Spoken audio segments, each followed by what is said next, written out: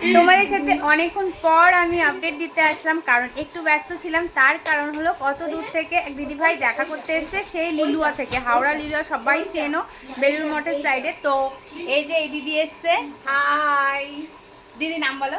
আমার নাম দেবমিত্রা, আমি লিলুয়াতে থাকি। আর অন্তরাকে, কার্তিককে আর অর্ণকে খুব ভালোবাসি। দেখা করতে এসছে, তো অত দূর থেকে এখানে দেখা করতে এসছে। তো ওই যে দিদি মেয়ে, নাম কি জানতো? আমার নাম সুচেতনা। সুচেতনা, ও তো জিনিয়ার সাথে পড়ে রয়েছে এই যে তখন থেকে। তো দিদিদের কিছু সামান্য টিফিন করালাম, তারপরে তোমাদের সাথে আমি যোগাযোগ করালাম।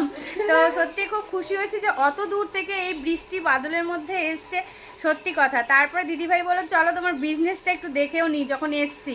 তো এই দেখো সব নিয়ে বসেছে, আর দিদি তো রীতিমতো এখানে 4-5টা নাইটি পছন্দ করে নিয়েছে। এবার দেখছে কুর্তি, মানে কি বলবো, এখানে এসেও দিদি দেখো দেখা করতে এসেও কত কিছু হয়ে গেছে, নিজেই দেখে নিচ্ছে নিয়ে নিয়ে।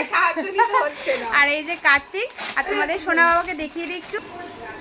এই যে সোনা বাবা, সোনা বাবা স্টাইল করেছে দেখেছো? এই দেখো কি খুশি আছে বাবা, বাবা